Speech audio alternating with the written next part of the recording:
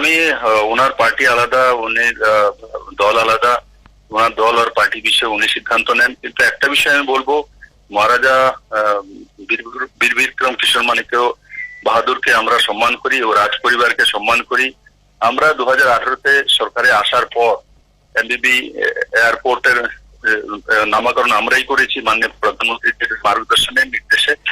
और जनजाति के सम्मान और इस राज परिवार का सम्मान আমরা দিয়েছি এবং মহারাজা বীর বিক্রম কিশোর মানিক্য আধুনিক ত্রিপুরার রূপকার। কমিউনিস্টরা এই সেই রাজ পরিবারকে সময়ে সময়ে বিভিন্নভাবে তিরস্কার করা, ত্রিপুরার সংস্কৃতিকে বরবাদ করার জন্য প্রয়াস করেছে, কিন্তু সফল হয়নি। আর আমি আজও এবং ভারতীয় জনতা পার্টির সমস্ত কার্যকর্তা মহারাজা বীর বিক্রম কিশোর মানিক্যের জন্মদিনকে আমরা অফিসিয়ালি ত্রিপুরাতে আমরা পালন করি এবং প্রতি বুথে বুথে আমরা সংগঠনও পালন করি। মহারাজার পরিবারকে এবং মহারানী বিভূদেবী এবং মহারাজা প্রদ্যোৎ কিশোর মানিক্যকে আমরা সম্মান করি, আদর করি। উনার পার্টি আলাদা, কিন্তু রাজ পরিবারের প্রতি আমাদের সম্মান আদর সেটা আমাদের ব্যবহারিক রয়েছে এবং এটা আমাদের দায়িত্ব কর্তব্য, আমরা নিষ্ঠার সঙ্গে সেটা পালন করি। স্যার, ওনার সাথে কি আপনার এর মধ্যে কোনো কথা হয়েছে? না, ওনার সঙ্গে আমার কোনো কথা হয়নি, আমি দিল্লিতে আছি। স্যার, সামগ্রিক হ্যাঁ স্যার বলুন।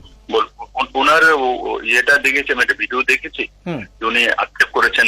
যাই হোক, সেটা পার্টির কোনো মতামত নয়, অথবা কোনো ব্যক্তির ব্যক্তিগত মতামত হতে পারে, কিন্তু পার্টি আমার বিজেপি সেই পার্টি যখন মহারাজা প্রদ্যোৎ কিশোর মানিক্য কোনো পার্টি বানাননি, কোনো পার্টিতে উনি জয়েন করেননি, হয়তোবা উনি একসময় ওনার মা কংগ্রেসে ছিলেন, সেখানে ছিলেন, বা উনি তখনও ছিলেন কংগ্রেস প্রেসিডেন্ট, উনি পরে হয়েছেন।